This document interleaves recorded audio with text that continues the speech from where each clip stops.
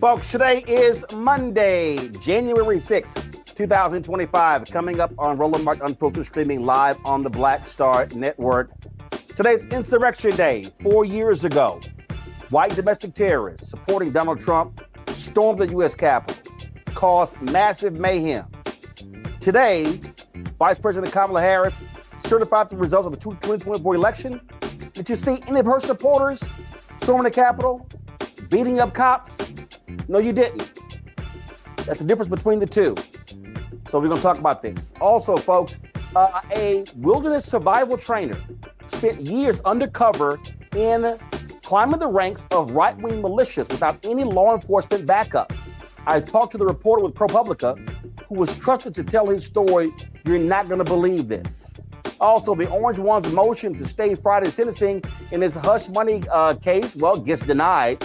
A federal judge holds Rudy Giuliani in contempt, and the husband of Nebraska's newly sworn-in U.S. Senator completely snubs Vice President Kamala Harris when she tries to shake his hand. We'll show you the despicable video.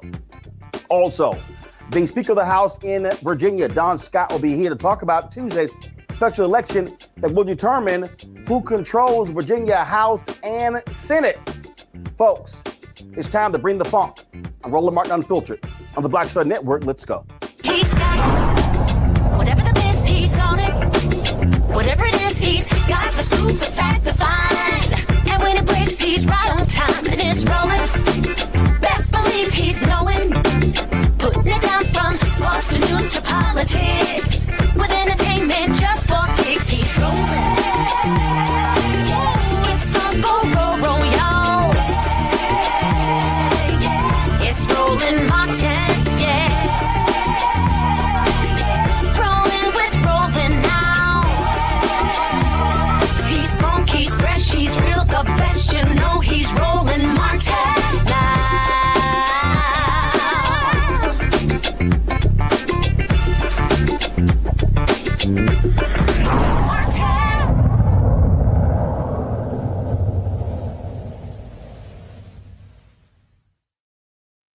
4 years ago, folks, this is what it looked like in the nation's capital, Washington, D.C., as the House and the Senate tried to certify a 2020 election led by Donald Trump, his supporters. What did they do?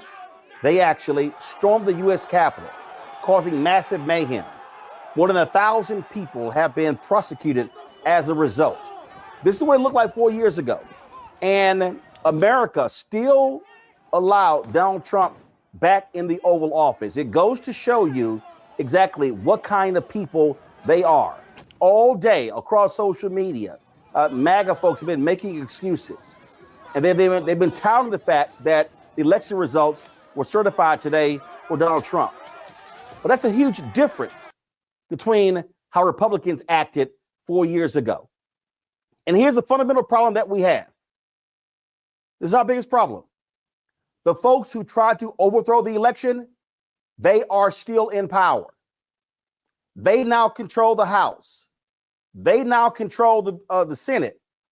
They now control the White House. So what you're dealing with are insurrectionists, white domestic terrorists. And in fact, Donald Trump has actually pledged to provide clemency, grant pardons to these individuals. Don't be surprised if he does it from the U.S. Capitol on January 20th, because that's the kind of person that he is. And so just as a reminder to you all, We know where we were 4 years ago. I was in Atlanta. It was the day after Raphael Warnock won the runoff to become the United States Senator. And I stood there in Atlanta watching television, watching the scene unfold. Now, remember somebody asking me, how did you feel? And I said, chicken's coming home to roost. She said to me, you know what? You really shouldn't say that. Guys, turn the audio up because people need to remember what this was like. This was what it looked like at the U.S. Capitol 4 years ago.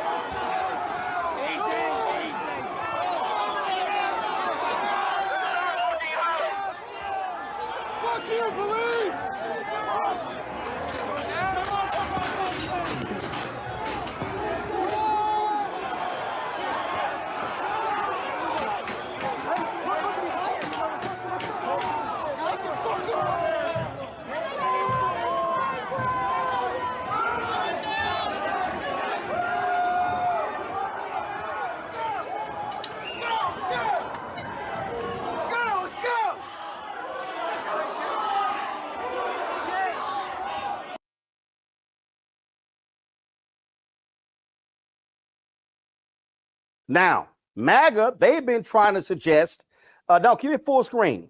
MAGA's been trying to suggest that, oh, it was just a walk in the park. People were actually taking tours. No, you see them climbing through windows. They were gouging the eyes out of police officers. They were attacking them with flagpoles. These people were creating mayhem. They had their Trump flags, their Confederate flags. And yet Republicans who condemned this, who said that, oh, these actions, we should never see this again. And what happened? These folks are back in power. That's what you actually see right now. I want to bring in my panel right now to talk about this because it's important for us to not overlook it. You got a lot of people across the country. They are talking about the certification today. I'm not solely focused on certification of the election because we cannot forget what actually took place 4 years ago and who was behind it. Dr. Julianne Malveaux, economist, president emerita at Bennett College. She's the author of Surviving and Thriving, 365 Facts in Black Economic History. Also, Dr. Amakongo Dabinga, senior professor of lecture, School of International Service, American University. He's the author of Lies About Black People, How to Combat Racist Stereotypes and Why It Matters. Teresa Lundy, podcast host of the Business Corner out of Philadelphia. Glad to have all three of you here. I want to start with you, Julianne. When we talk about this day, when we talk about what happened, you got the folks on the right who are like, oh, you know what? That thing shouldn't have happened. The folk, they were trying to overthrow the result of the election. They were pissed off. They were pissed off that black people and how they voted in Atlanta, Philadelphia, in Detroit, in Milwaukee, and they did not want to see Joe Biden certified to be president. And this is a stain on America, and we cannot forget it. And we can't forget that the people who voted not to certify the election, including the current House Speaker, Mike Johnson, now all of a sudden they go, oh, things were fine, things were fair only because they won. Exactly. You know, I don't know who this congressman is. I wrote his name down, but I lost it. But he was talking about these were grandmothers. It's hilarious. Grandmothers who were taking a tour. And yeah, maybe one or two people got out of line. There was a mob out there. I saw Brother Dunn, the brother who he talks about his experience. There are 3 or 4 of them who talked about their experience. And they're livid that the orange man says he wants to pardon the people who tried to gouge their eyes out, who attacked them with sticks and all kinds of things. But, you know, this is revisionist history and why it's so important to have truth. As why it's so important. It's so important for them to deny truth. I mean, contextually, they want to erase that incident and make it, oh, these little old ladies were just walking through the Capitol and something happened. We all know that's not what happened. And we have to keep telling the story so that nobody ever thinks this was just a garden club coming to see the Capitol building. We all know that's not what it was, but they would like to erase that. So, when I look at those pictures, Roland, and people have been running them on, the media all day, and I'm glad they are, because if they don't, history will be rewritten. History belongs to she who holds the pen. And the fact is that they don't want us to hold pens. They don't even want us to have them. They want to just make it as if this was Biden's Justice Department going awry and indicting, 1,600 people? 1,600 people?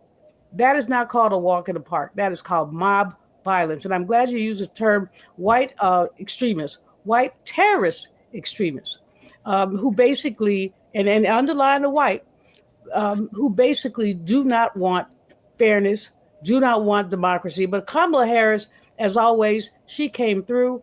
She's a picture of what democracy is about. She was graceful. She didn't have any side comments. She ran the process, and that's what you're supposed to do, run the process. And it was a smooth, constitutionally dictated process that 4 years ago, the Trumpies and their friends refused to allow to happen. Congo, it's important for us to call these people for who they are. They are white domestic terrorists.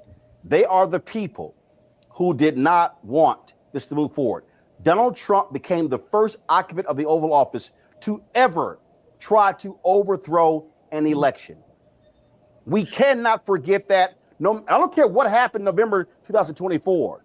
They will go down. They will be remembered for this, and we must call them out for who they are every single time. Look, the way you led this out with Insurrection Day and calling a thing, if we don't do that, then we are going to deserve what we get. The fact of the matter is, not only do we have to make sure we don't let this day be forgotten, we have to continue to bring it up, because just this past weekend, Trump is at Mar-a-Lago showing a John Eastman film, and he's a sore winner. He has to do everything possible to change the narrative about what happened that day and all of his denials of the election. They are not going to stop, right? When you look at Bush v. Gore, the Bush had a rough thing. No, they have to make sure they change the history books, they change the news networks, they change everything to make it look like it was, as he said, a day of love. This was the first time a Confederate flag flew in the Capitol. This was the first time that the United States did not have a peaceful transfer of power. We have people, Brian Sicknick, a Capitol police officer, who was a Trump supporter, who died, because of injuries, and then officers who killed themselves later. Look at what happened with Lieutenant Byrd, who shot Ashley Babbitt, and how his entire life has been destroyed.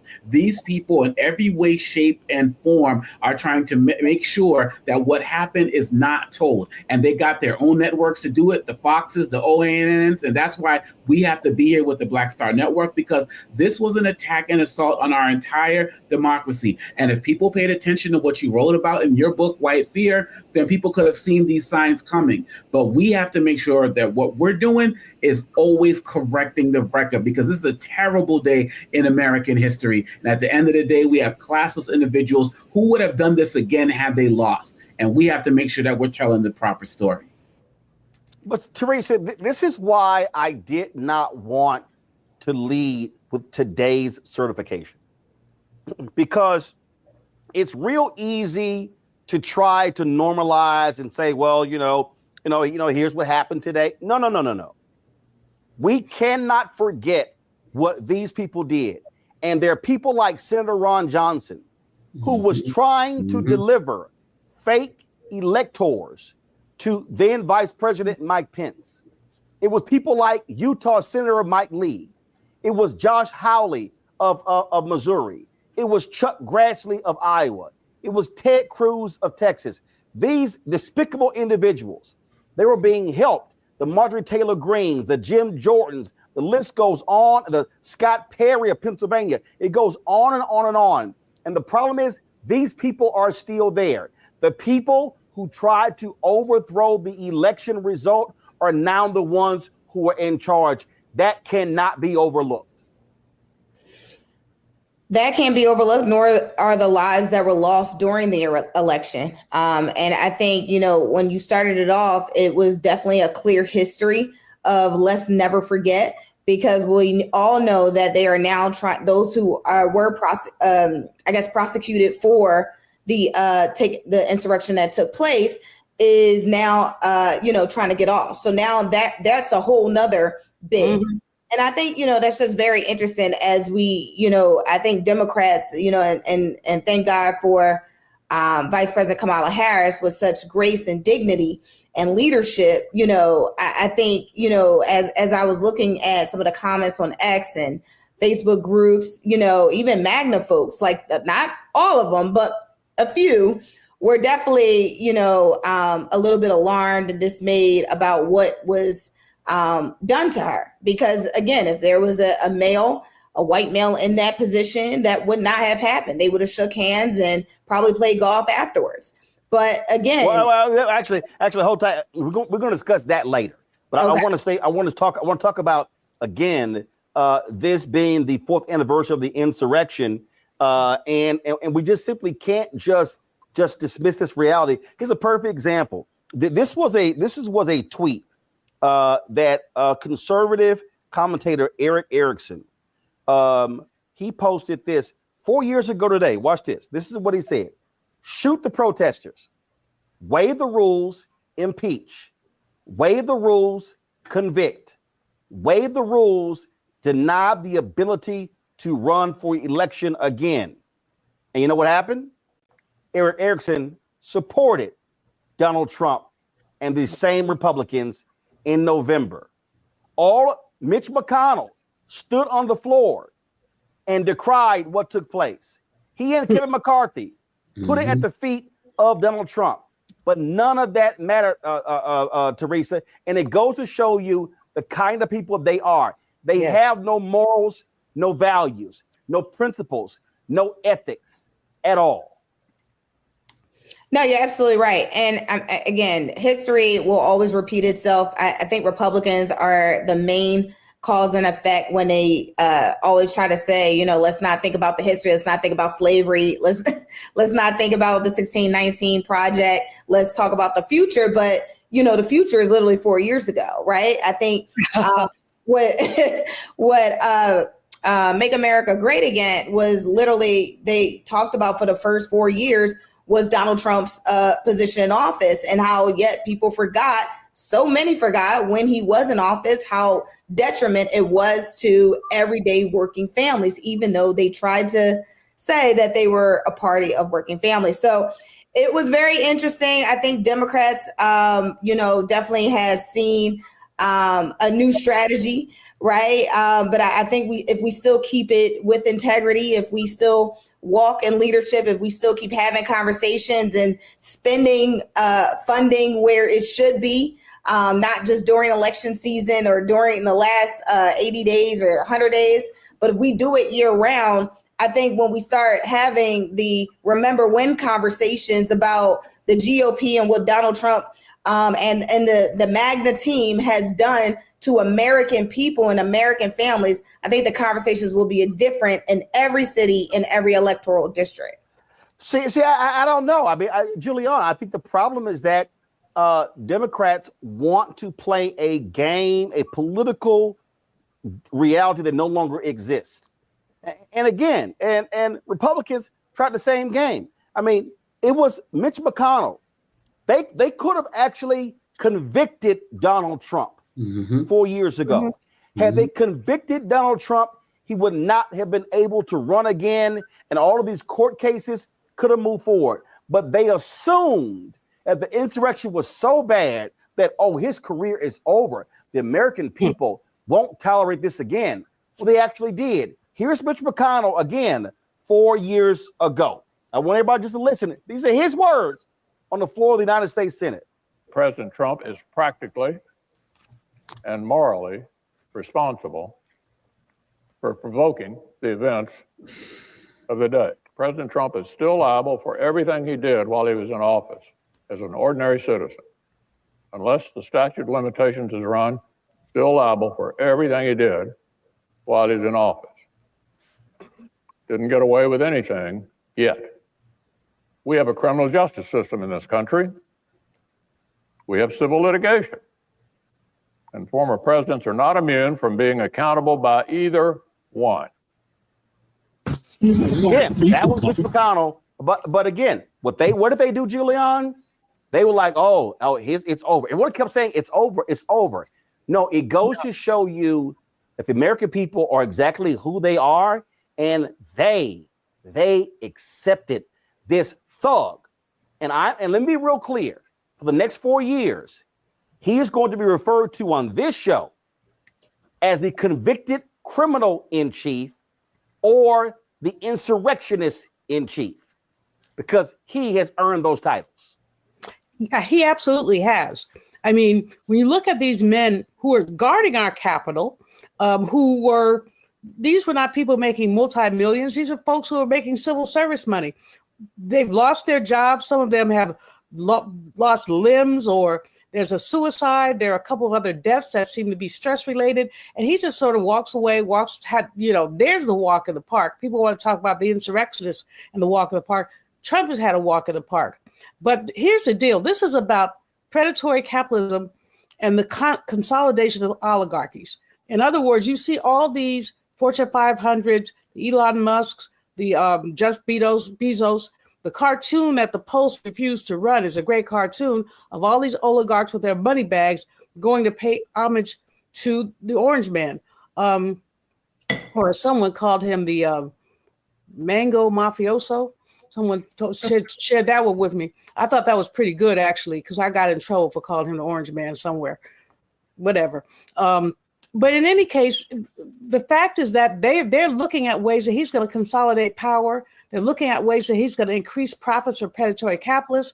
This tariff thing is going to cripple the middle class. Now, they say they're going to do it gradually, and then they say they're not. They don't know what they're doing, but they're doing it.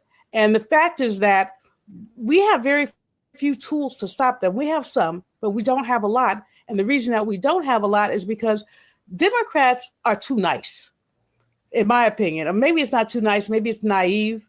I mean, I used to, back in the day when I first got involved in politics back in the 70s, I remember watching them getting on the floor and say, "Oh, my esteemed colleague." And I'm thinking, what I would want to say is, "You dirty, rotten dog," or, you felon, or something like that. But they say, "Oh, my esteemed colleagues over there." And it puts this veneer of niceness on it. But there is nothing nice.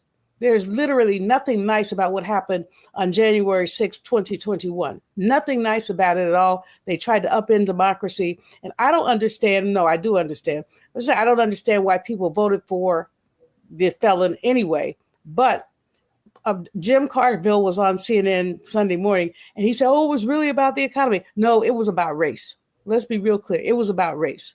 The economy is better. It's not perfect, but it never will be. The economy is better. It was about race. And so here we are with these violent criminals that he's about to pardon. He said he's going to pardon some of them. And I hope that there's a backlash from his people, but you played Mitch McConnell. Thank you for doing that. Anybody who was on that floor was traumatized. But some people got over their trauma real quick when they decided where their bread was buttered. Yep. Mm-hmm. I'm a Congo. When we look at that day, when we look at the heroic actions of a Eugene Goodman, and when you listen to these cowardly, and yes, I'm calling them cowards because that's who they are. You look at these cowardly Republicans who all of a sudden, they've forgotten all of that, but their asses were saved. They were saved by these cops. They were saved by these officers who put it online. Again, I remember there was a reporter who was shooting the video when Eugene Goodman stopped these people from turning down that hallway. They were that close to breaching the United States Senate. And here's a crazy thing. In 2023, here's a crazy thing. I need everybody listening to me to understand what I'm saying. In 2023, Congress passed a bill honoring the Capitol police officers, honoring them, and ordering a plaque to be placed in the Capitol. Republicans on Congo have yet to allow it to be installed. And in fact, today, Speaker Mike Johnson was asked about that, and he simply turned and walked away. These Republicans are shameful. They are cowards. They're despicable. They don't support law enforcement. They only care about cops when it involves Black people. They are protecting these fascists, these white domestic terrorists.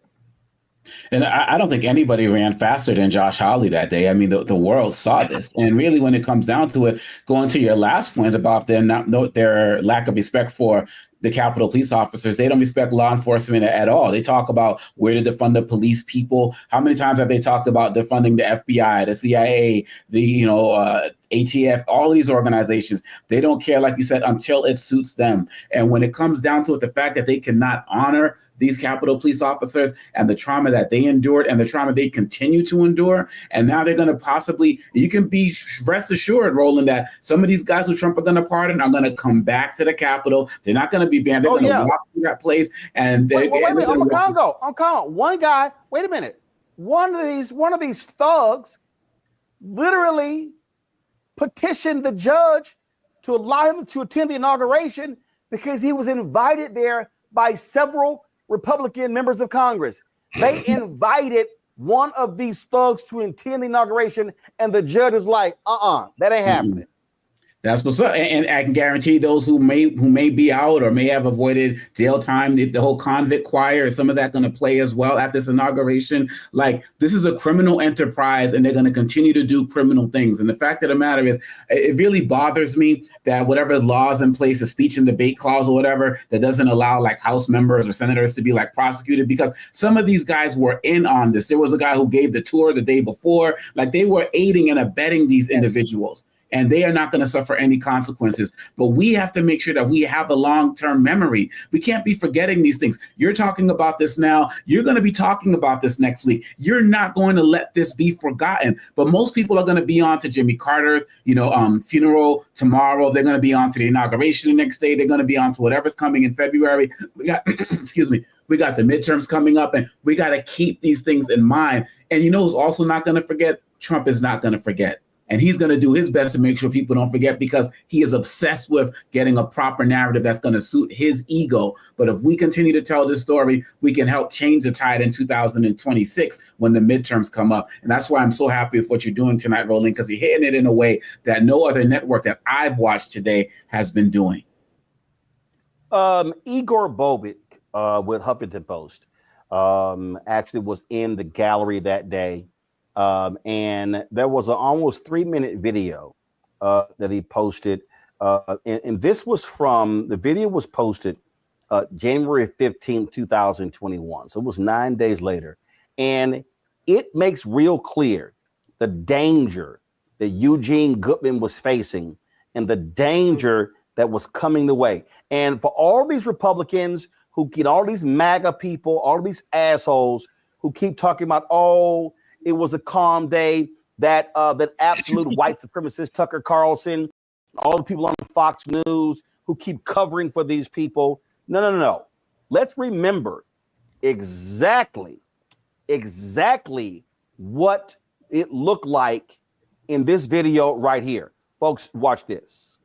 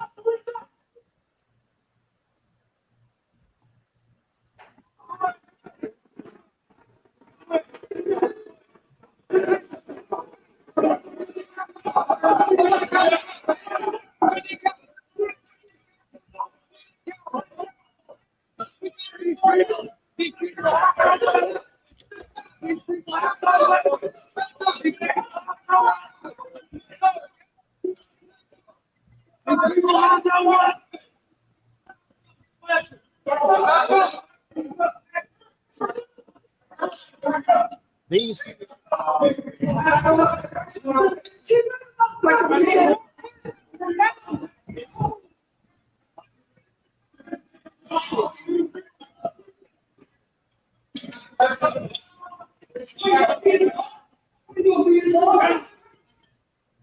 Teresa, Yeah. these are the people Donald Trump and Sister Patriots. Y'all, I just watched the Luther Vandross documentary and my mind is blown. Here are 10 songs you might background vocals on, but you have to listen closely. Hello?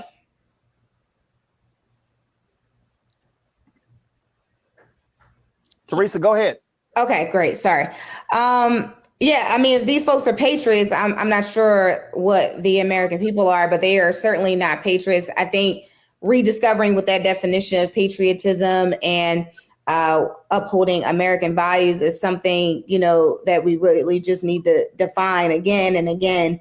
But what we saw there was another critical action where we have taxpaying citizens going against, you know, a law enforcement, the same law enforcement that was is sworn to protect and serve, and the same ones that the Magna upholds to the fullest extent of the law, but yet is comfortable with putting, you know, an officer like Eugene in that position without, and there's no consequence. So there has to be some sort of consequence as it relates to, you know, what is happening, you know, not only 4 years ago, but, you know, what will be happening in the future as it relates to pardons.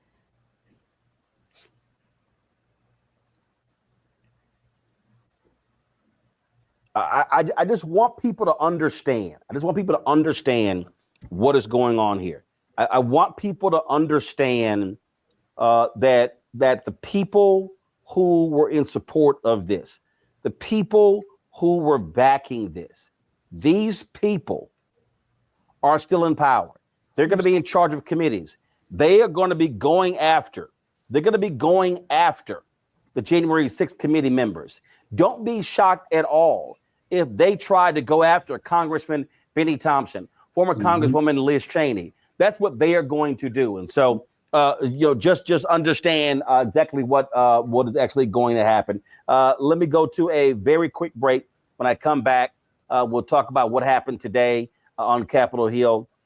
Vice President Kamala Harris, the resolve she showed, and also how Democrats gave her a thunderous round of applause when she talked about the votes that she got for president of the United States. Folks, you're watching Roland Martin Unfiltered on the Black Star Network. As we remember, 4 years ago, the insurrection led by Donald Trump, Republicans, and MAGA, a day we will never forget. Back in a moment.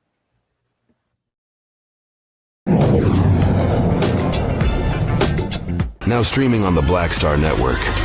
I was challenged by my uncle early on, before I even had a career. Like, I was maybe 8 years old, and my uncle said, "What do you want to do?" And I told him I wanted to be a rapper. And he said, "Okay, well, I don't know anything about the music business, so what you should do is learn everything there is to know about the music business, and I'll make sure that you have the resources to push you through. And so I went and bought books, All You Need to Know About the Music Business, Hit Me In. I just went and bought a bunch of books, just started reading as a 10-year-old, just reading.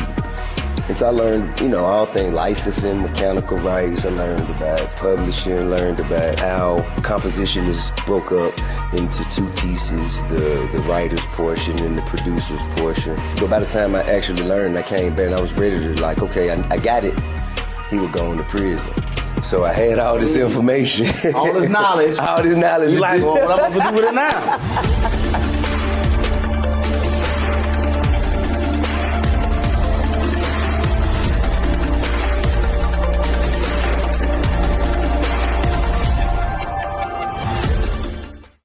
Hi, I'm Isaac Hayes III, founder and CEO of Fanbase.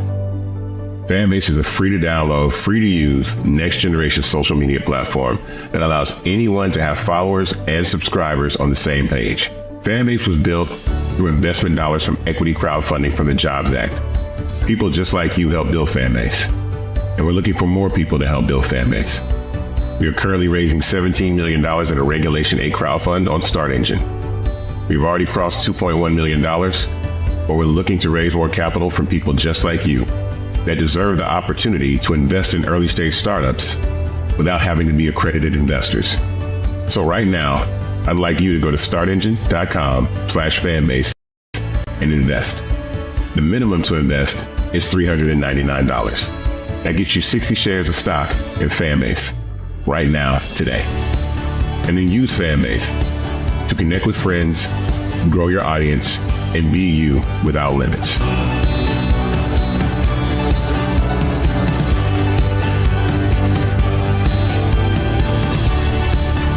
Hey, this is Motown recording artist Kim. You are watching Roland Martin Unfiltered.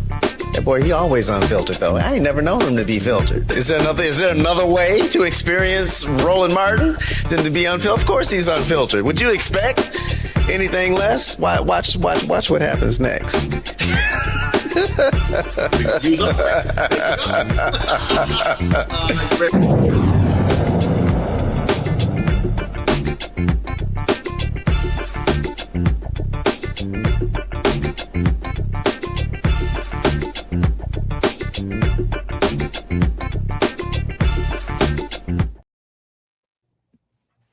All right, folks, before Vice President Kamala Harris went to the U.S. Capitol, she released a video laying out that she was going to be doing her constitutional duty. This is what she released to the American people. Full transfer of power is one of the most fundamental principles of American democracy. As much as any other principle, it is what distinguishes our system of government from monarchy or tyranny. Today at the United States Capitol, I will perform my constitutional duty as Vice President of the United States to certify the results of the 2024 election. This duty is a sacred obligation, one I will uphold, guided by love of country, loyalty to our Constitution, and my unwavering faith in the American people. As we have seen, our democracy can be fragile, and it is up to then each one of us to stand up for our most cherished principles and to make sure that in America, our government always remains of the people, by the people, and for the people. May God bless you, and may God bless the United States of America. And of course, that was a powerful moment today in the U.S. Capitol when she was reading the vote totals and Democrats did this. Kamala D. Harris of the state of California has received 226 votes. Kamala D. Harris of the state of California has received 226 votes.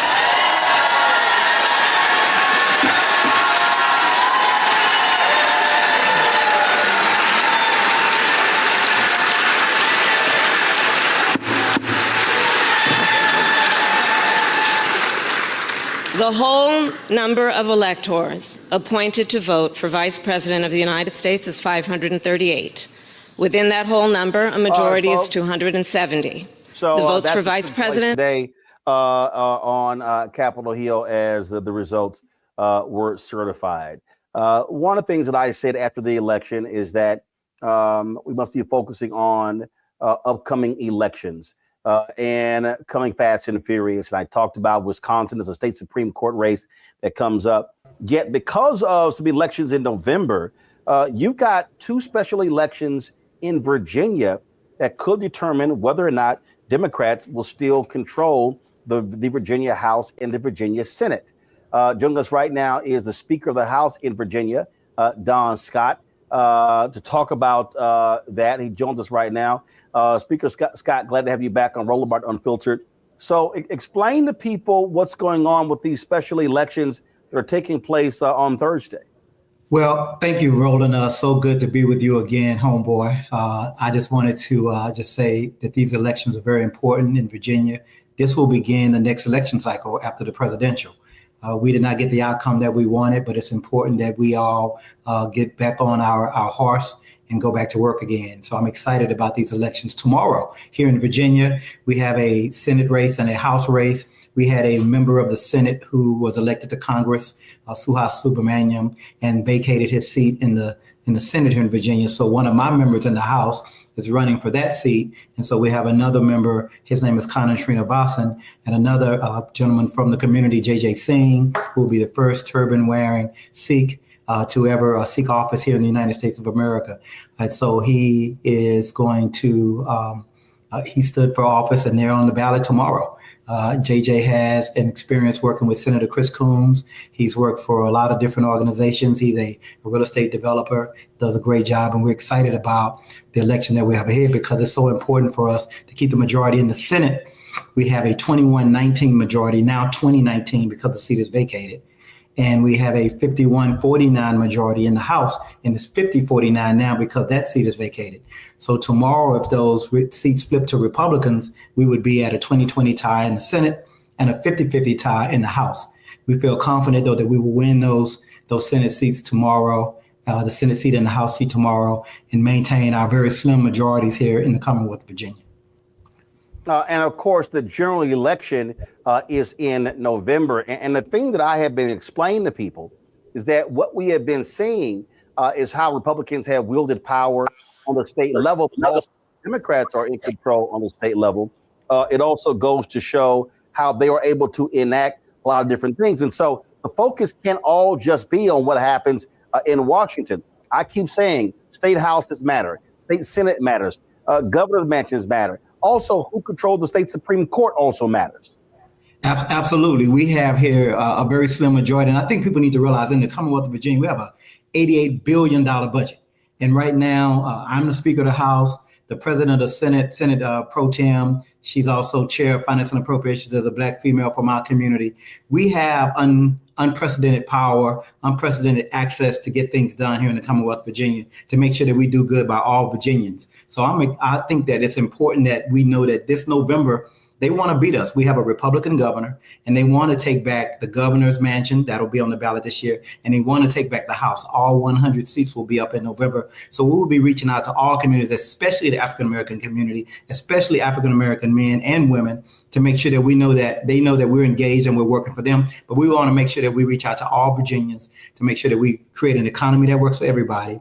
We believe that every child deserves a first-class public school education, and we want to make sure that this economy, the education, keep our teachers, that we'll be able to do that if we continue to keep the majority here in the Commonwealth of Virginia. And we talk about, again, what Washington, D.C. does is one thing, but so many of the battles that we're seeing, reproductive rights, DEI, things along those lines, a lot of these battles are happening on the state level. And so who controls the individual houses absolutely matters. And in the case of Virginia, we saw it, with the stadium bill and some other things. The governor wanted to do one thing, but he was stopped and thwarted by Democrats controlling the House and the Senate. Yeah, and the governor ran on trying to roll back reproductive freedom rights here in the Commonwealth of Virginia, and we stopped him. And this year we have a constitutional amendment to enshrine bodily autonomy for women, bodily freedom in our Constitution, and we expect to pass that bill this spring and send it to the voters in November. We're going to pass a bill to restore felons' rights, where the governor can't keep former felons who've paid their debt to society, that are tax-paying, contributing members of our communities, taking care of their families, that they can no longer not participate in the vote. So we're going to put a constitutional amendment in place that'll be voted on by the voters in November here to restore automatic restoration of felon voting rights. And then finally, we're going to make sure that, that we respect every adult's right to marry whoever they love. And we're going to make sure that we put that on the ballot and make sure that we take away in our Constitution right now, there is a ban on same-sex marriage. We're going to take that out and let it go back to what it is, which is a civil proceeding that happens in the Commonwealth of Virginia every single day.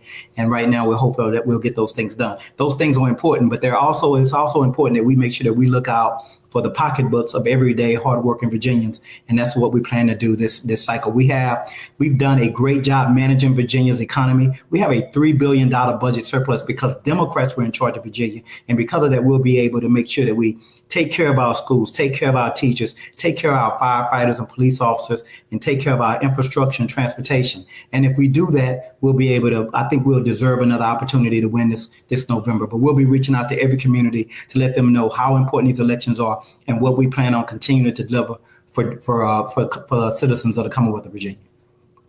Budget surplus also because you had President Joe Biden, Vice President Kamala Harris, and the resources that Congress was providing. We look at infrastructure, we look at so many different things, and a lot of that ain't going to be happening with these yahoos now in charge in D.C. Well, they've said they're going to roll back the CHIPS Act. We're talking about giving us a technological advantage in the world. They said they're going to roll back that CHIPS Act. They want to roll back the Inflation Reduction Act. They want to roll back the Infrastructure Act that helps us improve our bridges and roads and tunnels and our rail transportation systems. So we already know that they want to go backwards, but we're willing to see what they actually do because they ran on some stuff, and we'll see if they actually try to deliver on that. If history has any precedent in the Commonwealth of Virginia, Virginia always votes the opposite of the party in power. So I feel I'd much rather have my hand in their hand in this next election cycle. All right. Speaker of the House of Virginia, Don Scott, we appreciate it. Thanks a lot. Thank you, my brother. Appreciate y'all. Have a great night. All right, then, folks. We were talking about, of course, this insurrection and what took place. And, we mentioned these U.S. Capitol police officers and how they were treated. And they've been all across the media today telling their story, talking to different people. Aquilino Gonell is one of those retired cops. We chatted with him at the Democratic National Convention, and I want to just play for you some of that interview to hear from one of the cops who was facing down these white domestic terrorists on this day 4 years ago. He also was one of the police officers who was there on January 6th. Sergeant Aquilino Gonell? All right, then, want to get it right. Let me ask you this here. You spoke earlier this week, and it has to be hard for you to see somebody who's running on the other side who literally watched as y'all got attacked and did not care to lift a finger, and that was the commander-in-chief. Correct. It is incredibly emotional and disappointing at the same time. Look, this is somebody who claimed to be supporter of the police, and today there's a report that says that he planned to have a gala for the January 6th rioters, not for the officers, but for the people who are doing the attacking. And every single time he goes publicly saying that he supports the police, except for Capitol Police. When he addressed Capitol Police, he says the black officer who shot that person, the young lady that was breaking inside the chamber, he calls him a thug, not a police officer. So he uses police officers as a pawn. And what people need to realize is that we were simply doing our jobs. And I tried to express that last night, because if all those things that we did on January 6th was done against any other group, that Republican side, the Republican president will be praising us. But because that was done by their sympathizers, their people, their supporters, These people are heroes. These people are hostages. These people are patriots. And if there are those things, then who are we, the police officers, to them? Who are we? Look, I never asked for this. Donald Trump invoked those people to come to the Capitol. Capitol Police did it. We did it. We were simply defending ourselves, doing our jobs. And if it wasn't because Donald Trump called them to the Capitol, none of this thing would have happened. It's very disappointing that the majority of the people don't, from the Republican side, continue to support somebody who sent them up to kill their elected officials, and we were in their way. And we protected Nancy Pelosi just the same way as we protected AOC or Lindsey Graham or Josh Hawley. It didn't matter to us. We were simply doing our jobs. And because of that, they call us traitors instead of heroes, or acknowledge the bravery that we did on that day. Sergeant, we appreciate it. Thanks for your service and appreciate your words. Thanks a lot. Thank you. Folks, the folks at a Lincoln Project put out this ad today that spoke about what took place 4 years ago. We know what we saw. We know what we heard. It wasn't spontaneous. They came prepared for battle. Body armor, chemical weapons, zip ties. Their mission, to overturn an American election. We will never concede. Outnumbered, brave law enforcement officers fought hand to hand to save our democracy. Many were wounded. One died the next day. Post-traumatic stress syndrome drove 4 January 6th heroes to suicide. Donald Trump calls this violent terrorism a day of love. That was a day of love. He's promised to pardon these violent criminals. That's wrong. Evil. Those people have suffered long, hard, and I think it's very unfair. Don't let one man rewrite history. We know what we saw. We know what we heard. There are no alternative facts. Only the truth.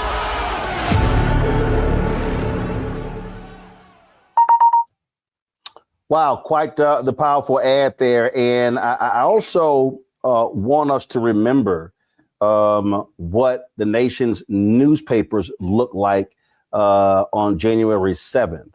Do y'all remember this? This is what it looked like right here. Trump mob storms Capitol, insurrection, pro-Trump mob invades Capitol, under siege, democracy attacked, assault on democracy, un-American, Capitol chaos, under siege, sad day for America, insurrection, mob storms U.S. Capitol. That was MAGA. That was Republicans. That's what they wanted to happen. Now, when we come back, folks, I got an interview with a reporter for ProPublica who talked to a wilderness survivor who infiltrated a militia group, rose up high in the ranks. And folks, these people are so sick and demented. And guess what? Their ranks are growing as a result of the Republicans embracing them and calling them patriots. We'll have that conversation next, right here on Roland Martin Unfiltered on the Black Star Network. Don't forget, support the work that we do here, folks. We don't have millionaires and billionaires cutting us any checks. We are independent, Black-owned, doing the work out here as best that we can. Your support is absolutely critical.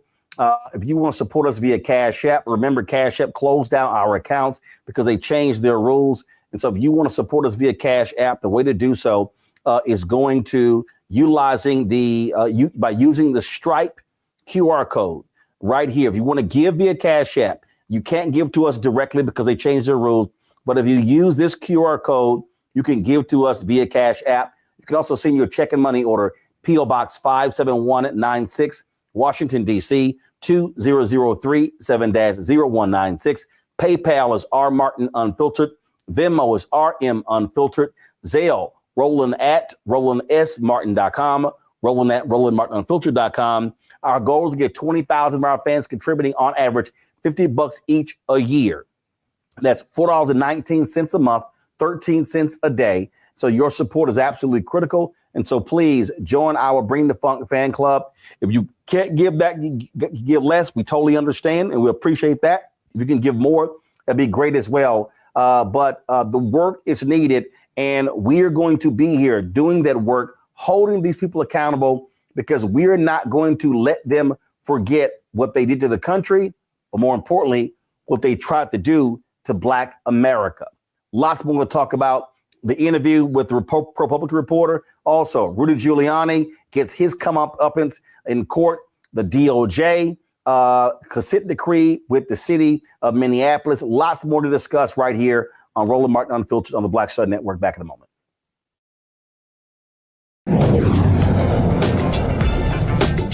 Now streaming on the Black Star Network. I was challenged by my uncle early on, before I even had a career. Like, I was maybe 8 years old, and my uncle said, "What do you want to do?" And I told him I wanted to be a rapper. And he said, "Okay, well, I don't know anything about the music business, so what you should do is learn everything there is to know about the music business, and I'll make sure that you have the resources to push you through." And so I went and bought books, All You Need to Know About the Music Business, Hit Me In. I just went and bought a bunch of books, just started reading as a 10-year-old, just reading. And so I learned, all things licensing, mechanical rights. I learned about publishing, learned about how composition is broke up into two pieces, the writer's portion and the producer's portion. But by the time I actually learned, I came back and I was ready to okay, I got it. He was going to prison. So I had all this information. All this knowledge. All this knowledge. You like, well, what I'm going to do with it now?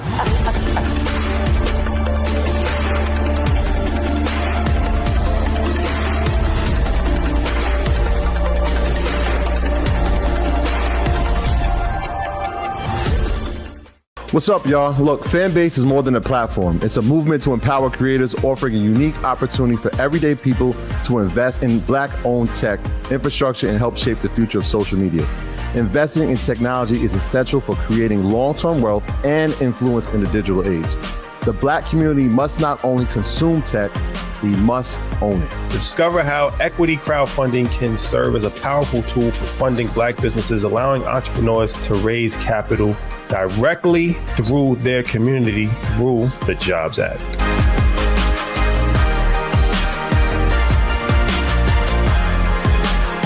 Coming soon to the Black Star Network. Well, y'all, when you're on that stage, or when you're and you're seeing 2 and 3 or 4 generations in the audience, that's got to speak to you about the power of what y'all have become. Oh, most definitely. I think we were doing our show before our tour, before our break, and remember, I was watching this kid. I could not take my eyes off him because he was about 9 or so. He was sitting in the front row with his over on the right hand side. Yes.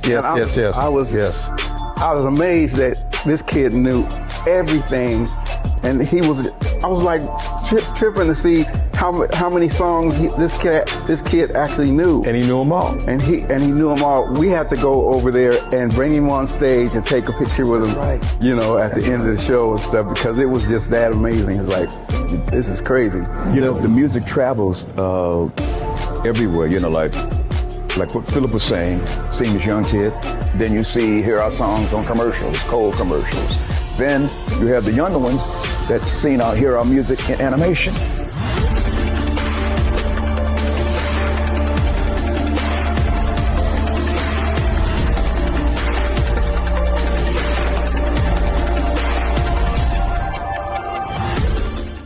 I'm Russell L. Honoré, Lieutenant General, United States Army, retired, and you're watching Roland Martin Unfiltered.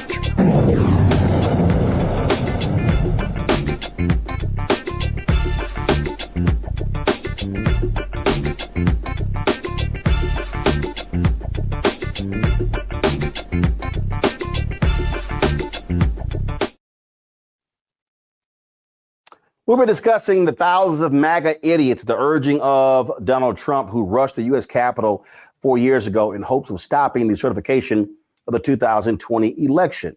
Mixed in with them were a number of militia members. These individuals, of course, had guns on the outskirts. They were sitting here with twist ties. They were ready to do battle. According to a recent ProPublica report, right-wing militias also participated in the terror attack. In a piece called "The Militia and the Mold," reporter Josh Kaplan details how a freelance vigilante spent years undercover, climbing the ranks of the militia without the help of the police or the FBI. He didn't tell his family or his friends. He did talk to Josh, who I spoke to earlier, about his story. Josh, I found this story to be absolutely fascinating, especially on today, January 6th. How in the world did you two connect? Honestly, he sent me an anonymous email. It was kind of a little vague, mysterious, but intriguing. And he sent it to a bunch of reporters, but I responded. And to be honest, at the time, I wasn't expecting much. I was skeptical at first, but this was over 2 years ago, and eventually, I came to receive this extraordinary inside trove of secret documents, and to learn about this secret undercover operation that this man had been conducting for over 2 years. And what I thought was really interesting here was that what I thought was really interesting, he didn't want to reach out to the FBI. And this guy just went alone. I mean, that's dangerous as hell. Yes, no, it was dangerous. It was incredibly stressful. He was under an enormous amount of pressure. He, I think, was fighting off paranoia. But he, in part, I think, because of his own tumultuous, he has a history with law enforcement that has made him very distrustful of the police. But he also believes that the police have been ineffective at combating the far right in America. And so rather than trying to work as an informant, he concocted this kind of freelance undercover operation. The thing I think that this reveals the most, and those of us who've been reporting on this, covering this, and you have folks like Clay Travis, who they're trying to downplay the reality of white domestic terrorism in this country. But the reality is, Christopher Wray, the FBI director, was on point when he said that white domestic terrorism was the number one threat in this country. And for the right wing to try to deny this is just nonsensical. Yeah, I mean, and it's important that this sort of messaging, like it's not just people trying to spin things. It really matters in terms of these groups' strength and these groups' ability to pose a threat that leads to things like January 6th. I mean, one thing I found in this reporting, and I talked to a lot of militia members too, is that right after January 6th, even leaders in these groups thought they might go extinct. That they would not be able to survive the backlash. And it's easy to forget now that there was a time when in mainstream conservative politics, the January 6th Capitol rioters were pariahs. But by the summer of 2021, prominent politicians like Trump started changing their tune and talking about the rioters as patriots, as political prisoners. And that had a measurable, concrete impact on these paramilitary organizations. It really started to put the wind back in their sails, so that before long, they were getting so many new recruits that they were struggling to keep up. Yeah, and this is the thing that I think people need to understand what's going on. Donald Trump goes down to Waco, and they have this celebration, if you will. He's there, of course, where the Branch Davidian standoff took place. You've got MAGA who yells, Republicans, they yell, oh, Democrats defund the police, yet Republicans want to defund the FBI. They have always wanted to defund the ATF because of the issue of firearms. And so people need to understand that, and this story lays it out, there is a direct correlation with the rise of these militias, these white militias, these white domestic terrorism, and Republican politics. Yeah, I mean, they're constantly in conversation with each other, and and now you're seeing these signals. I mean, the most consequential signal that could happen in the near future is Trump has promised to pardon January 6 rioters. That was a cornerstone of his campaign, and that the ramifications of that could be massive. There is no precedent for that kind of message of protection and support, and it has the potential, at least, to trigger a renaissance for militant extremists. I mean, Trump has repeatedly suggested that these pardons might be so sweeping that it includes, pardoning people who assaulted police officers, which, was some very brutal assaults happened that day. And how that would be interpreted in these movements, at least by a sizable number of people, is that even violent crimes will go unpunished if you do them for the quote unquote right cause. And that's a very, very dangerous proposition that has a lot of experts and people in the national security community very worried. Yeah, I mean, look, I'll be honest. I would not be shocked if Donald Trump pulls a stunt and pardons them on January 20th. He said he's going to do it on day one. He might do it at the Capitol during a speech. I mean, this is how, and I said this on my show, that if he pulls that stunt, Biden and Harris, Jeffrey should stand up and walk off the podium. It will be a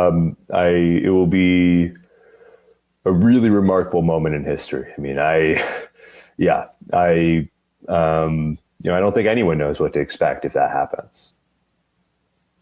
The thing that I think that people should be very scared about is that there were members of Congress who were communicating with these militia folks on January 6th. And when you call them patriots, you basically are giving them the stamp of approval. And what they're saying is that we're going to protect you at all costs. And what this mole has revealed after 2 years to you should scare the hell out of a lot of people, because these militias, they have friends in very high places. Yeah, I mean, I think exactly how far up the connections go, still not clear. I mean, these militias, I think, have an incentive to brag, to make themselves seem more connected than they are. So, there certainly is there's an ideological kinship and a support coming from the very highest echelons of power in the Republican Party that has a real impact. I don't know about actual concrete relationships, to what extent that happens. But they do have a lot of, there's a remarkable number of active duty police officers, some high ranking, who are members of these groups or friendly with these groups. And that is something that these militias put a high priority on. They one of the things I was able to learn by going through these files and doing these interviews was how incredibly strategic, almost bureaucratic these militias approach building these relationships with law enforcement, because they view this as fundamental to their success. Because one of the, I think, defining characteristics of these groups is they do dangerous armed vigilante operations, in the all over the country. Things like responding to Black Lives Matter protests with armed patrols and sometimes beating up protesters. And if you're in that sort of volatile situation, they see it as extremely useful to have law enforcement see you as a friend. And, on that particular note there, when what is crazy is that they've held up Ashley Babbitt, who was shot and killed on January 6th, as some sort of martyr. They act as if we didn't see with our own eyes the vicious beating of police. And we just saw very recently where a cop with the Washington Police Department was convicted of passing information on to them.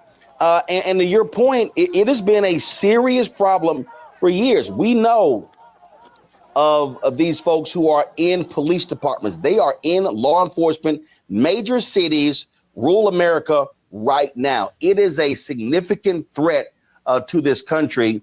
And it's as if one party has no problem with it because they're their supporters.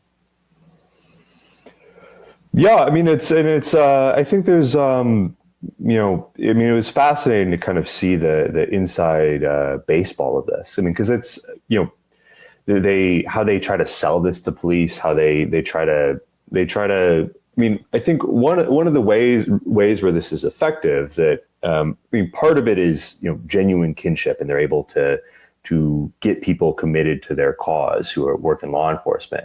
And it's also that they keep some of the darkest things that they're doing, especially recently, have been working hard to keep that secret. And so, these people who are working with, a militia in their community might be aware of that they do firearms training, or even aware that they do vigilante operations, like trying to crack down on voters casting absentee ballots, which is, I think, very alarming.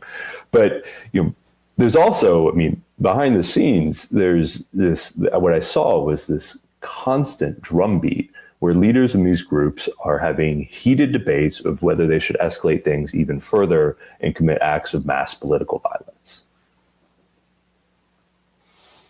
And again, with leaders who are making excuses for them, and as you said, calling them patriots, it is stunning. The gentleman who provided you with this information, does he still fear for his life? Yes, no, he believes that he is in great danger, and he believes that extremists are going to try to kill him after this story, now that this story is published. And he wanted to come forward and go public with this because, he has this, very deep-seated desire to damage the movement, and he thinks that telling his story could be his most effective weapon. That getting in the details of exactly how, his method here, it was betrayals, it was lies, it was deception. He was incredibly effective at getting very high-ranking militia leaders to trust him and to open up to him and to let them into their inner circles. And he thinks now that by going public, he has the ability to kind of be a boogeyman in the movement. That's what he's hoping for, that he will, what he told me is that, every time that, a militia member goes into a meeting, he wants them to be thinking in the back of their heads, this guy will betray me. And this, of course, this is the downside of not working with the FBI, because he can't go into witness protection. And so he's going to be on his own for the rest of his life. Yeah, he's working with some whistleblower attorneys now, I know, and is hoping to, he has these kind of grand ambitions of starting a collective of vigilantes who work together and continuing to run these operations.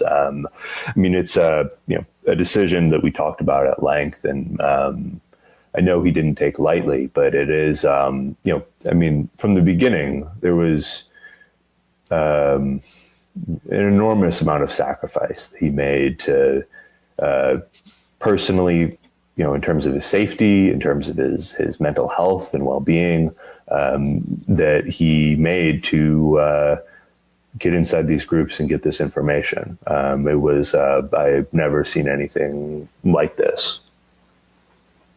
Folks, go to ProPublica.org and check out this piece, The Militia and the Mole, by Josh Kaplan. Josh, we certainly appreciate you joining us. Thanks a lot. Thanks so much for having me on. I appreciate it.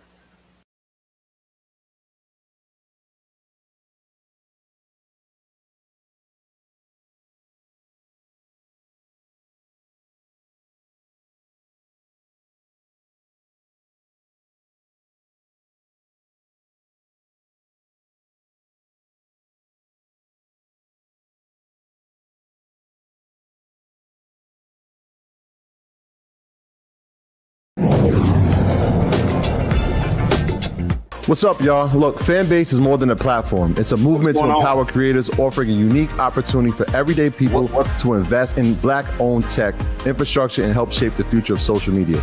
Investing in technology is essential for creating long-term wealth and influence in the digital age.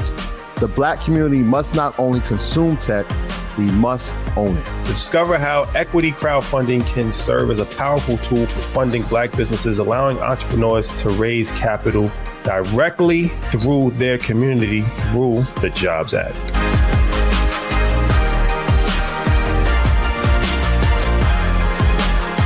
Now streaming on the Black Star Network. I was challenged by my uncle early on, before I even had a career. Like, I was maybe 8 years old, and my uncle said, "What do you want to do?" And I told him I wanted to be a rapper. And he said, "Okay, well, I don't know anything about the music business, so what you should do is learn everything there is to know about the music business, and I'll make sure that you have the resources to push you through." And so I went and bought books, All You Need to Know About the Music Business, hit me, and I just went and bought a bunch of books to start reading as a 10-year-old, just reading. And so I learned, all things licensing, mechanical rights. I learned about publishing, learned about how composition is broke up into two pieces, the writer's portion and the producer's portion. But by the time I actually learned, I came back and I was ready to okay, I got it. He was going to prison. So I had all this information. All this knowledge. All this knowledge. You like, well, what am I supposed to do with it now?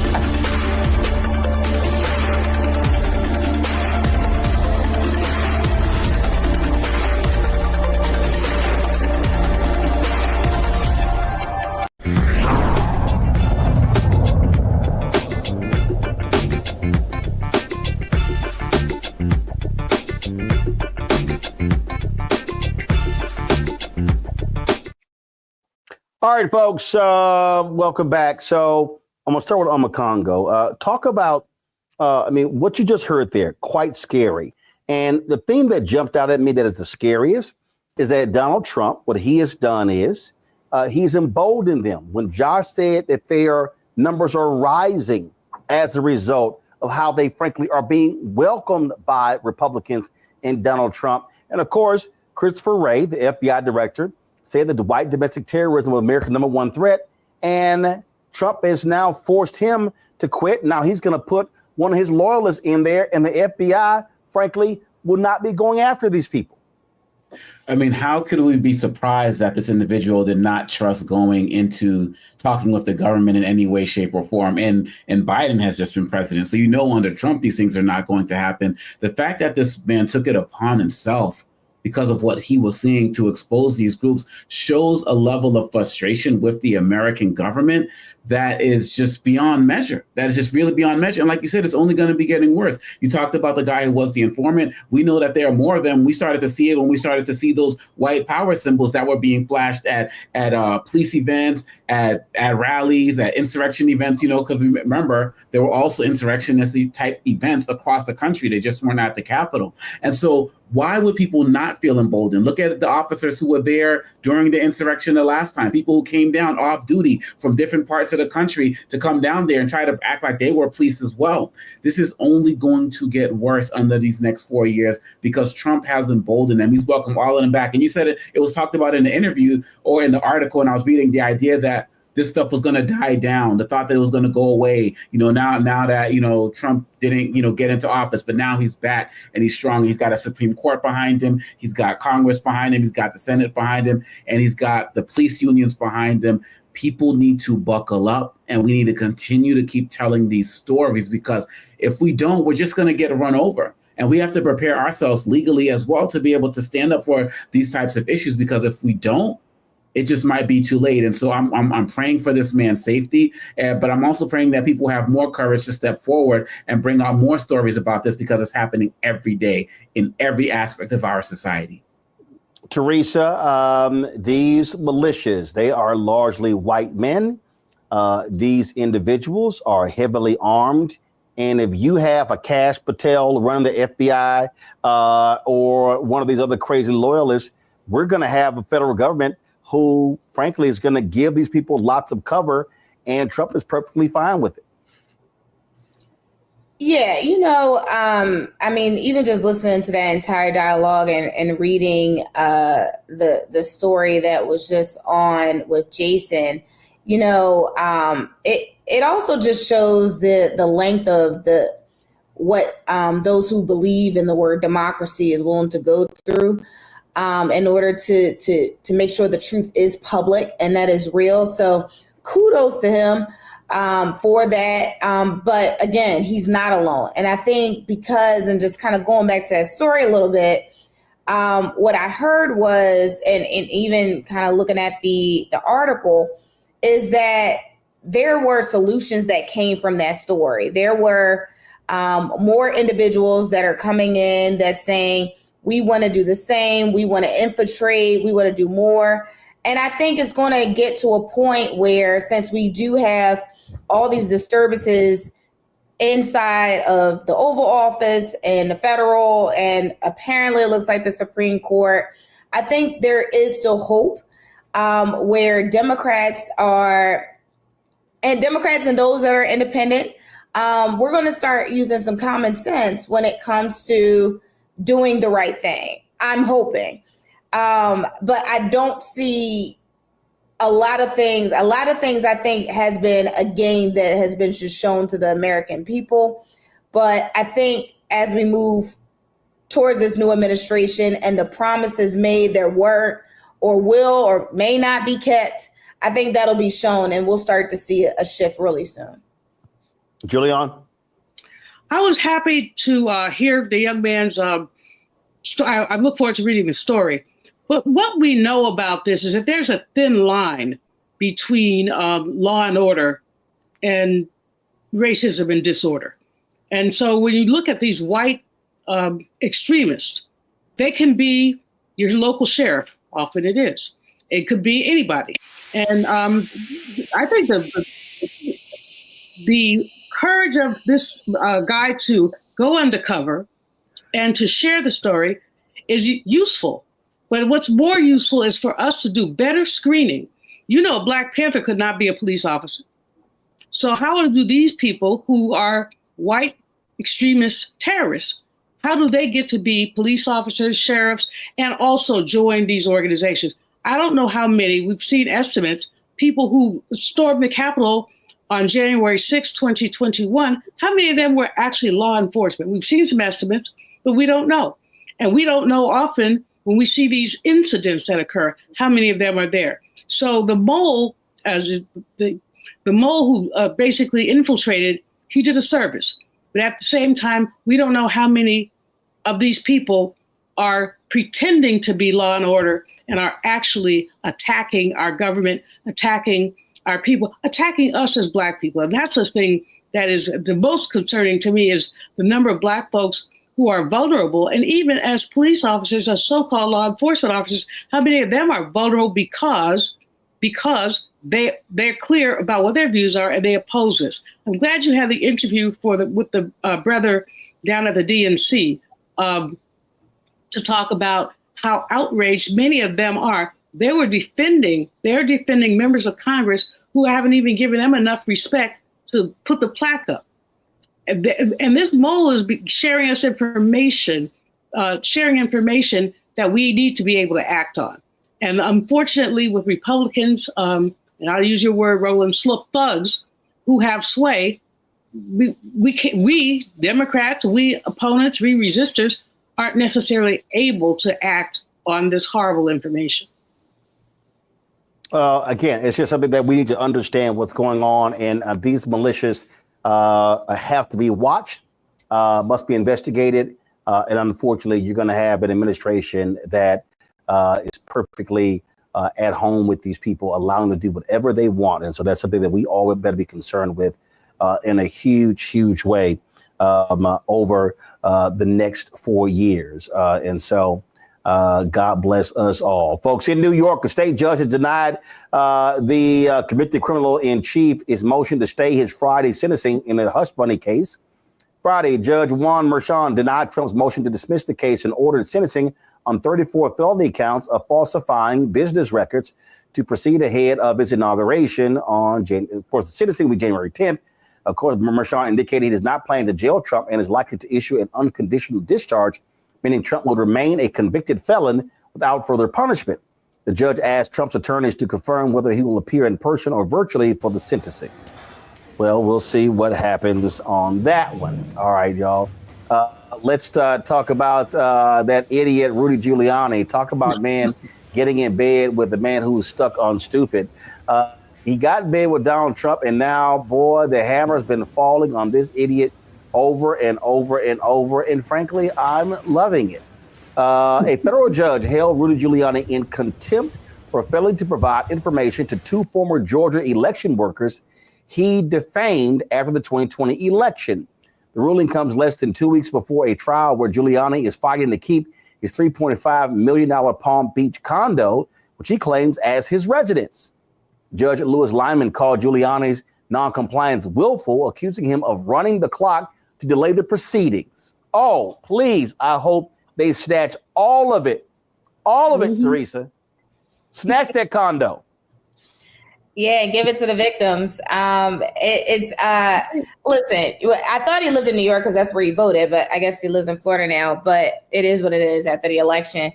I think I'm not sure what happened in-house during Magna's, war room where Giuliani has been on the outskirts and his team.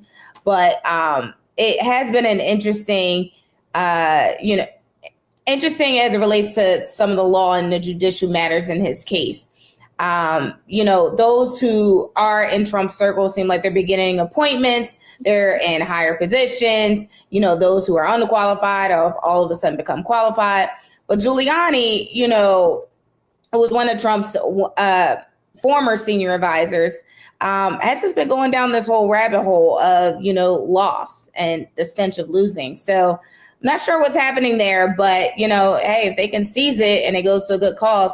I do know I did see one of Giuliani's properties on one of our sheriff sale lists in Pennsylvania. So if anyone's looking,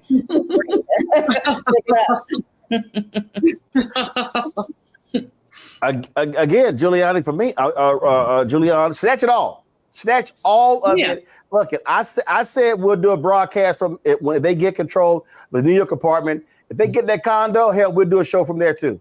I think that's a great idea, Roland. I mean, I think that these women need to get everything. He made their lives miserable. He doxed them. He made their lives miserable. And why did he do it? Because he's a racist pig and because he could. He basically, and he picked their name out of a hat. He didn't know whether they did anything or not. They didn't do anything, but he didn't know that. There are all kind of electors, but these were black women. And so because they were black women, he felt that like Malcolm said, most disrespected and neglected. And therefore, he decided to go after them. Well, now he's got his chickens have come all the way home to roost. And his chickens or his property is about to leave the hen house, because I do believe that those sisters will prevail. They probably won't get everything, but they should get most of it. And the judge has ruled. And of course, his snarky behind, he refuses to comply with the law. But again, his bestie is the orange man who also refuses to comply with the law. So, there are two things that you have to do to be in Trump's circle. One, you have to refuse to comply with the law. And two, you probably have to have sexually harassed or raped or something, some woman. You go way up in his esteem if you have those two things going on. Omakongo?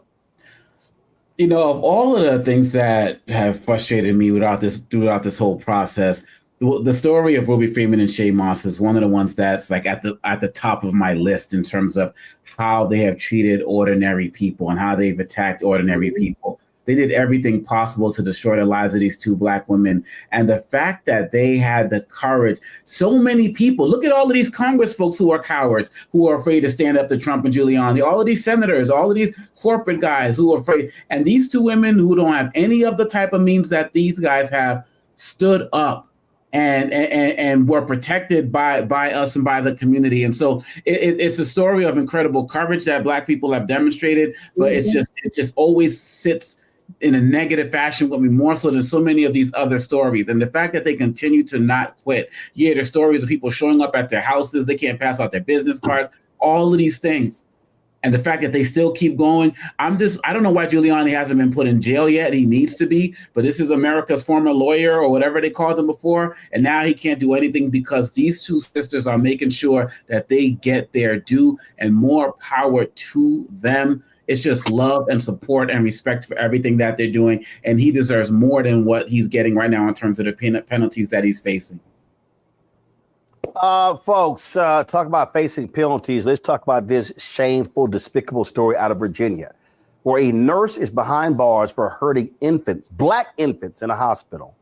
26-year-old Erin Elizabeth Ann Stropman is charged with malicious wounding and child abuse causing serious injury. The injuries to black infants in the NICU at Richmond's Henrico Doctors Hospital happened in November and December. Investigation led to the unit's closure to new patients on Christmas Eve. Surveillance footage linked Stropman to a November 10th incident. Authorities are investigating her connection to similar cases from 2020 to 2024 and urge anyone with information to contact the police. Talk about shameful. The attacking of black babies, black infants, Giuliani. Beyond shameful and despicable. You know, the amount of racism. I mean, again, Roland, this is lynching culture. You know, I talk about it ad nauseum. Well, a white person can do anything to a black person and expect to have no consequences. Why would this woman, and woman is a kind word, why would this woman do something like that? Now, she is going to face some consequence, but parents have injured children and dead children, and this boggles the imagination, but it reminds me of why you have a Nation of Islam, why you have so many black separatists who do not trust white people, because basically, I'm not saying all white people are evil, but that there that you just showed a picture of is evil. And unfortunately, you can't think about, they don't have an E soldered on their head to say this is the evil one and this isn't. Hospitals have to do better about basically screening people. And when after one death, have they got up to 3? No. After the first one, you start looking very carefully. There's nothing wrong with these children except they were sick. This woman is a monster. And she's a monster. And it's the kind of thing that, unfortunately, with the Trumpies in charge of Health and Human Services and other places, I'm not sure that we have all the tools we need to combat this. Absolutely crazy. Just crazy, just sick, just demented. And I just sit here and I just go, really? And, here's my whole question, Teresa. Charge her with a hate crime. Absolutely. I was actually, when I read the article, I was wondering why she wasn't charged with a hate crime, because she specifically were doing it to black babies. The definition of the hate crime statute is very clear and to the point. So for this incident to just be, it's being investigated, we close down the unit. I hope the families are suing the hospital. This hospital needs to go bankrupt because there's apparently no background checks that's being had. I'm not sure where security is, but thank God for the parents to keeping their composure and their hands off of this woman. But I don't even want to imagine what would anyone do in this situation, including myself. Congo. People need to be very careful as it relates to black folks in this country, because so many of us are really at a tipping point of everything that's going on, with all of the ignorance, the shamefulness, the violence and all of that. And going off of Teresa's point, we've seen some of the videos that you've shown here on Black Star Network of black folks who just ain't having certain things be said to them or thrown at them. And now you want to throw babies into it.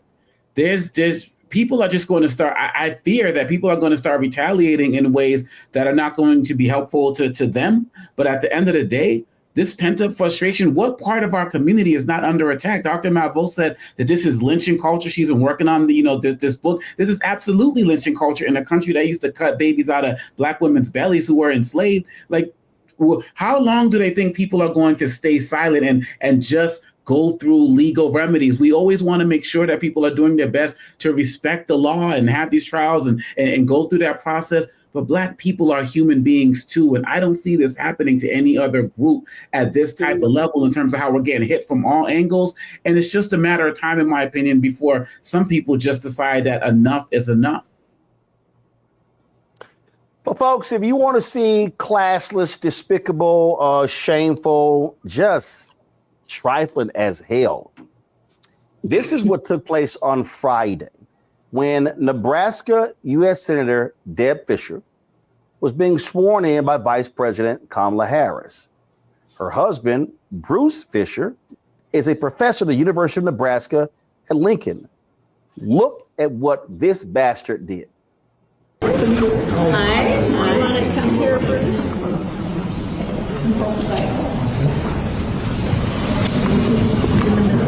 Come here. Is it kick on the ground? In the middle. Scoot over a little? No. It's okay, I won't bite. I'm not going to bite. Don't worry. Okay. Okay. Do you solemnly swear to support and defend the Constitution of the United States? I do. Congratulations. Thank you. Thank you. Thank you for your work. Thank you. Congratulations to you. Thank you. Okay.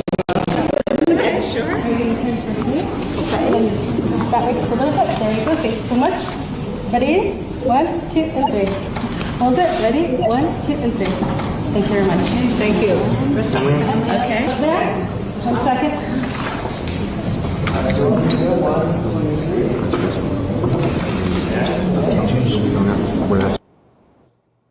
Now, Bruce Fischer had a cane in his right hand. And some of the people are out here trying to defend him by saying, oh, with a cane in his right hand, well, he had a Bible in his left hand, and then his wife took the Bible. He could have easily shook the vice president's hand with his left hand. He wouldn't even look at it. So we're going to play the video again. I want y'all to see, y'all, he didn't even want to stand next to the vice president. He wouldn't even look her in her eye. He quickly looked up and looked right back down. Did not even want to look her in. He had total contempt for this Black woman. Roll it again. My husband, Bruce. Hi. You want to come here, Bruce?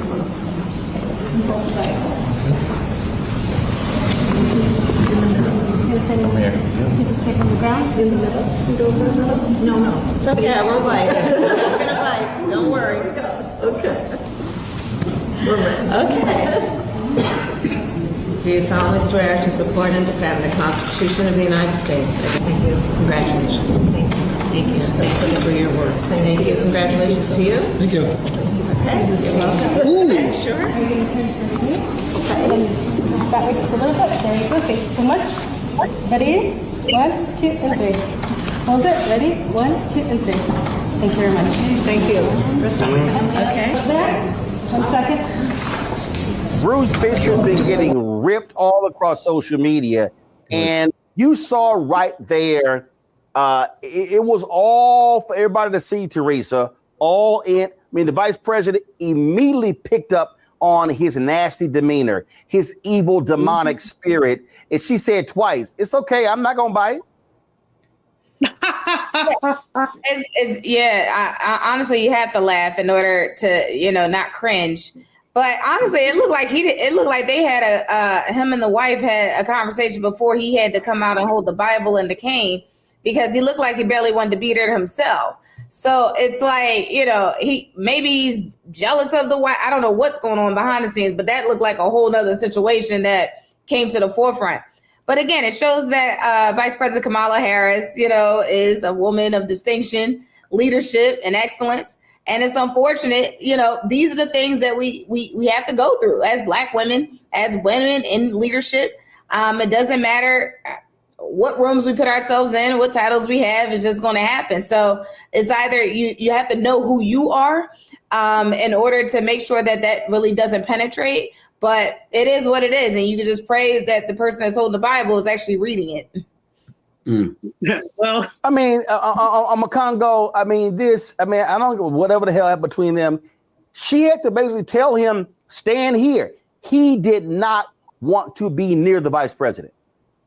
I mean, it's just like, as they say, school on Sunday, right? No class. At the end of the day, these guys just don't have it in any way, shape, or form. And also being a professor, like, I can't imagine walking into my classroom with my students and having them see me do something like that, to be ashamed to stand next to somebody, to look like I'm disgusted by somebody, not extend a hand to the vice president. Why didn't he just choose to not get up on stage? You know what I'm saying? It's like he wanted to get up there and embarrass her in some way, shape, or form. And I'm sure with his followers and his people, he's the talk of the town. People are loving him. I'm glad that everybody else is recognizing the unprofessional nature, the disrespectful nature of this. And really, at the end of the day, I cannot wait for January 21st, where Vice President Harris can be done with all of them. Folks on the Biden side who did her wrong, folks on the Republican side who did her wrong, all of the dignity that she's had to show, just all of it, just to be out and just do her thing. Because these guys, like I said, they're sore winners. Like, how hard would it be for you to shake her hand, right? They have to rub it in every way, shape, or form. But I commend her. I mean, this is like the political version of Ruby Freeman and Shay Moss. Just like, keep going, keep, nonstop, dealing with all the drama, and kudos to her. But this is classist, and he deserves every type of reprimand that he's getting online, because even as somebody who's supposed to be a leader of students, because he's a professor, he dropped the ball entirely. So, and I hope that they don't forget that also. Giuliani? That man is a classist piece of ish. I mean, totally classless. And a poor role model, and his wife ought to be ashamed of him. She ought to whip his behind when they get home.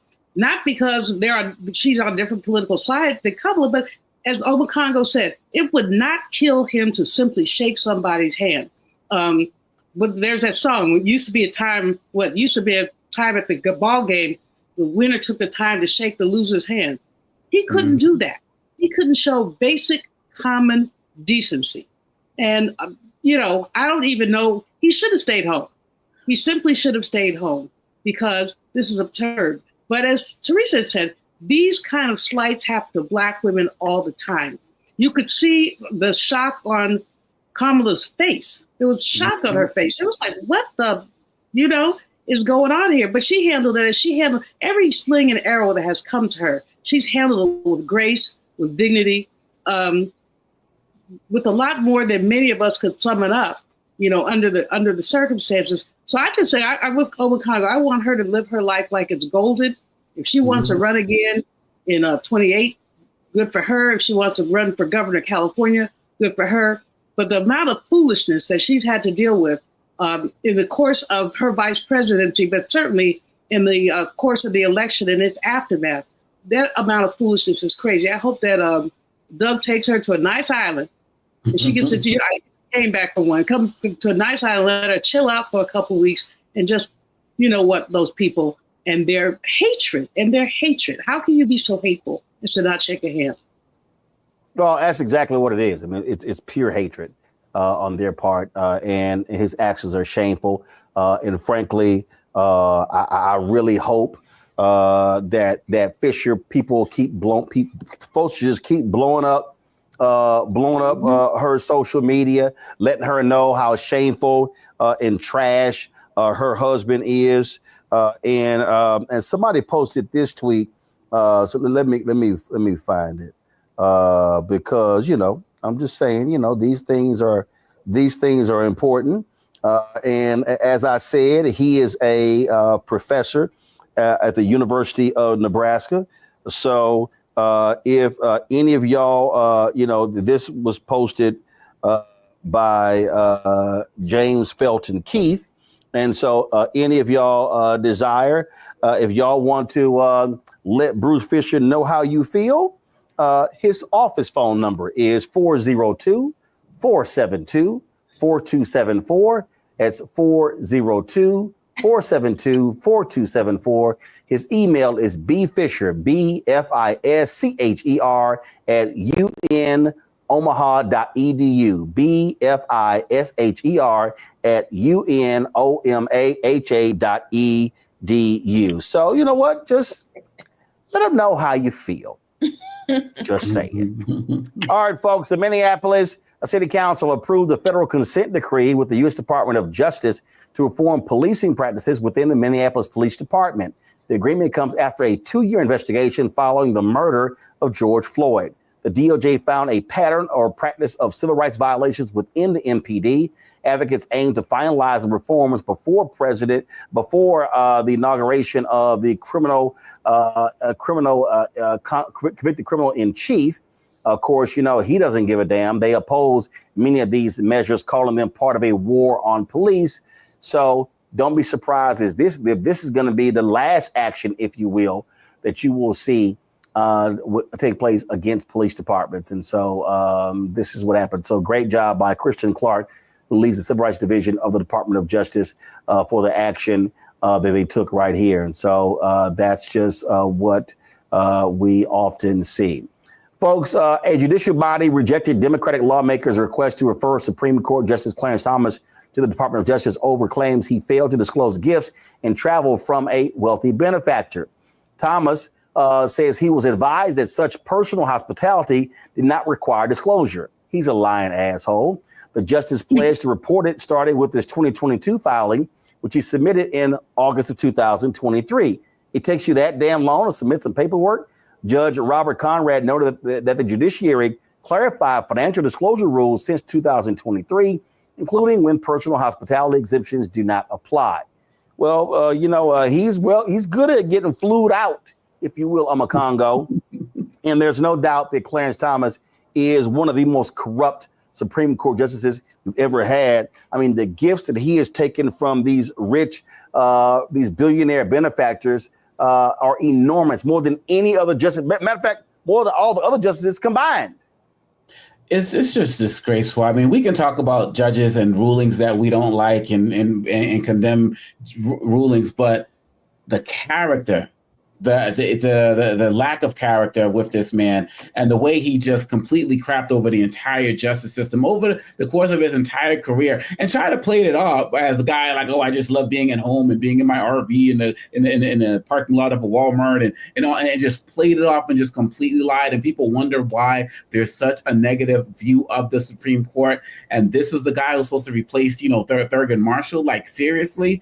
And we see, and now Trump has the judiciary, the Supreme Court under him as well. But this man is the poster child of corruption. He's the poster child of lack as it relates to the judges. And the fact that we can't have a system in place where Supreme Court judges have to follow the same rules that all other judges across the country are supposed to follow, and then they come up with a code of ethics that they're not even going to enforce. This man, with his wife, the insurrectionist, right? They are a disgrace on every single level. And I'm glad that he continues to be exposed, because it's completely shameful, but it's also illegal, and he hasn't suffered full consequences for it.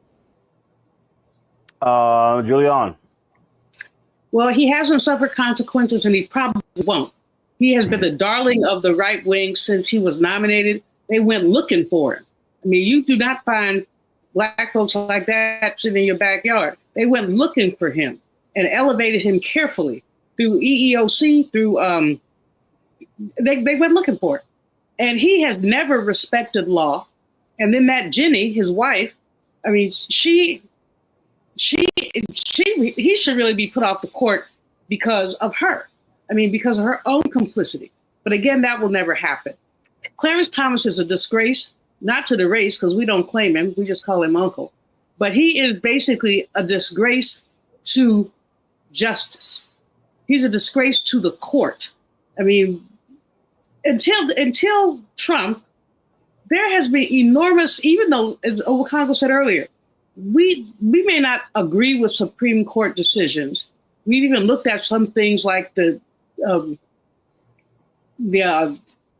Cheney, the case where blacks have no right, Cheney, where blacks have no rights and whites are bound to respect. And we've been able to say things like, well, they're coming from a slaveholding background, et cetera. We can explain it. The only thing that we can explain with Clarence Thomas is lack of integrity and avarice. Those are two defining aspects and anti-blackness. This is a brother who hates himself.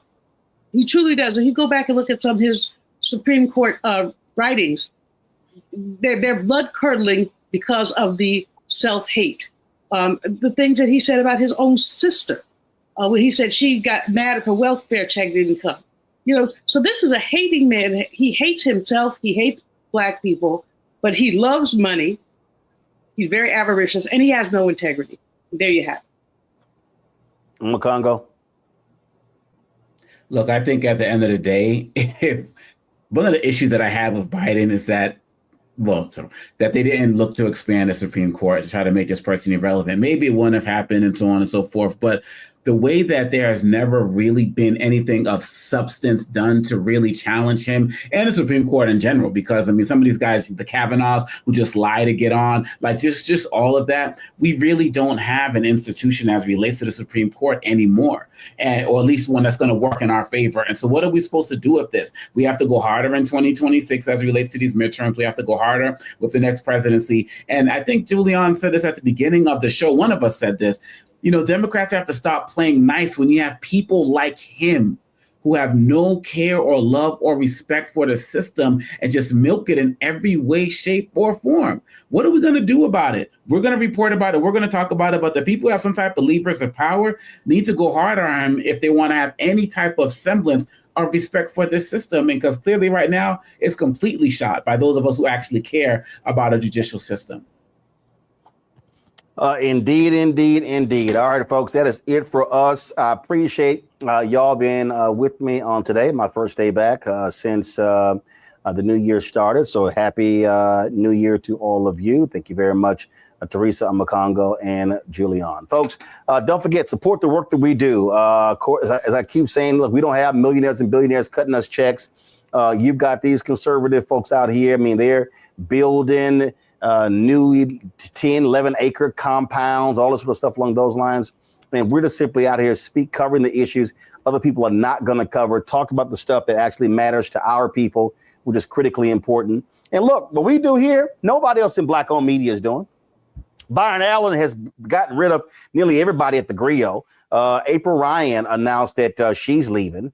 What we do here, Essence doesn't do, Black Enterprise doesn't do, Ebony doesn't do, Blavity doesn't do. None of these folks are doing what we're doing. So your support is critical. We're looking to add 2 new shows in 2025. And so we hope to make that happen. I'm looking at reels and talking to people as we speak. And so the goal is very simple, to get 20,000 of our fans contributing on average $50 each. There are some of you who have been supporting us from day one for the last 6 years, and we appreciate every single dollar. And so if 20,000 of our fans contribute on average $50 each, that's $1 million. That is tremendously offsets a lot of our expenses that we have every single year to do the work that we do for all of you. And so we want your support. And so if you want to support us via Cash App, you can't give it to us direct via Cash App because they've gotten rid of our accounts. They changed their rules. And so to contribute to us via Cash App, please use the Stripe app. This is the QR code right here. And all you got to do is click the Cash App pay button to contribute. So this is the QR code right here. If you're listening to me right now, simply go to blackstarnetwork.com, RolandMartinUnfiltered.com, and you will see the actual QR code there for you to actually give via Cash App. Checking money orders can be sent to P.O. Box 57196, Washington, D.C. 20037-0196. PayPal is R Martin Unfiltered. Venmo is RM Unfiltered. Zelle, Roland at RolandSMartin.com. Roland at RolandMartinUnfiltered.com. Let me give a shout out to, let's see here, Sarita Torrance. Thanks a bunch. Theron Lane, thanks a bunch. Rhonda D. Johnson, they all gave during the show. Let me also see here. Develop Architecture, thank you very much for your support as well during the show. And so folks who contribute during the show will personally give you a shout out. And so thank you so very much. Folks, also download the Black Star Network app, Apple phone, Android phone, Apple TV, Android TV, Roku, Amazon Fire TV, Xbox One, Samsung Smart TV. Don't forget, you can also get our gear right here. You can get our new shirt, FAFO 2025, or Don't Blame Me, I voted for the Black woman. That's RolandMartin.creator-spring.com, RolandMartin.creator-spring.com, or go to blackstarnetwork.com. Folks, that's it. I'll see y'all tomorrow right here on Roland Martin Unfiltered on the Black Star Network. Holla! Folks, Black Star Network is here. Oh, no punching! I'm real revolutionary right now. Support this man, Black Media. He makes sure that our stories are told. Thank you for being the voice of Black America, Roland. Stay black. I love y'all. All momentum we have now, we have to keep this going. The video looks phenomenal. See, there's a difference between Black Star Network and Black-owned media and something like CNN. You can't be Black-owned media and be scared. It's time to be smart. Bring your eyeballs home. You dig?